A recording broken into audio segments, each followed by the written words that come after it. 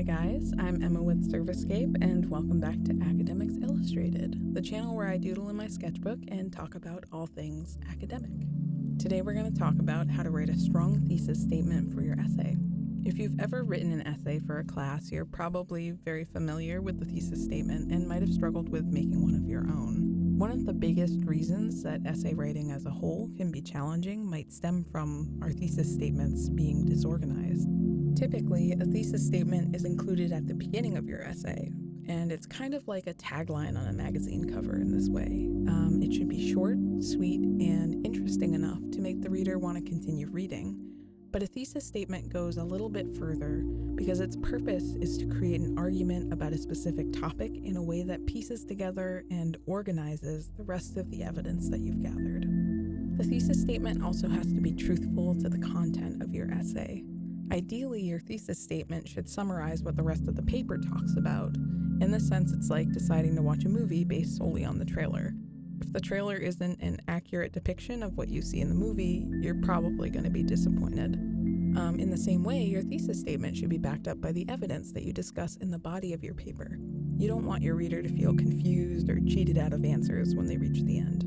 To write a strong thesis, you have to, of course, first choose a topic. Now, if it's a specific question given to you by a professor or teacher, you definitely want to make sure you follow the parameters of the assignment. You shouldn't make your essay about Boo Radley from To Kill a Mockingbird being the mockingbird if the question is about Atticus Finch's parenting style. But when the topic is more open-ended, creating a thesis can be even harder because you don't even have that jumping off point. At that point, I would honestly make a list of broad topics and then narrow it down from there. The key to this, though, is picking a topic that you're interested in.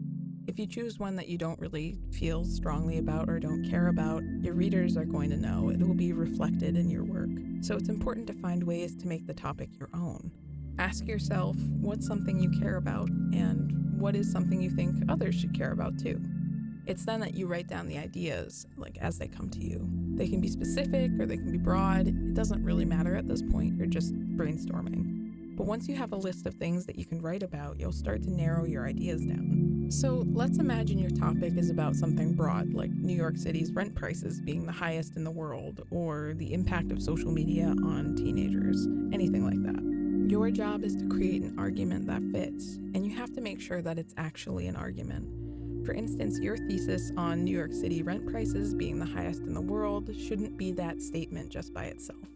That's more of a known fact and not an argument. You want to expand on the fact to include a compelling argument.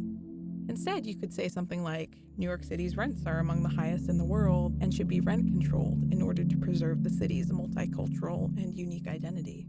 Narrowing your argument down to something specific like that will not only help you organize your thoughts, but will also make your topic easier to research because you now have questions to answer that will inform the rest of your research. You could follow up with statistics, the city's history or origins, its ties to immigration, its history of protest, or the meaning or history of rent control itself. And you can use this to fuel the evidence within your paper. One thing I like to do is gather sources, as many as I possibly can, so I have options when it comes to writing the supporting paragraphs in the body. A source can be useful to you even if you don't end up using it, so reading a multitude of different ones will just give you a broader perspective on the topic, as well as help you to solidify your thesis. Another tip is to make your thesis argument small. Making your argument smaller and more specific is a great way to reduce the amount of work you have to do overall when it comes to researching and writing your body paragraphs, because you can zero in on the specifics and answer specific questions. When you have a very limited amount of time to cover a large topic, your essay is going to suffer, and so will you and your reader. Too broad of a thesis will lead to disorganization and confusion, and that's the last thing you want when trying to make an argument to support a particular thesis. And wrapping things up, remember that your thesis is also likely to continue developing as you do your research. At first, you might feel like your thesis is more of a loose idea, but you should definitely trust the process. As you research, revise, and rearrange your information and paragraphs, your thesis statement will emerge with more clarity. You might even have to make a few changes to your original work. Just remember that if your writing takes you in a new direction, your thesis should reflect exactly that. I hope that these tips help you create a thesis statement that you're proud of. Essay writing can be exhausting at times, but starting off with a strong thesis statement is a great jumping off point that can really help you in the rest of your research and your writing in general. Anyways, I hope this helps. If you like this video, be sure to like and subscribe to our channel, and feel free to comment on any topic you'd like covered in a future video. Thanks for watching.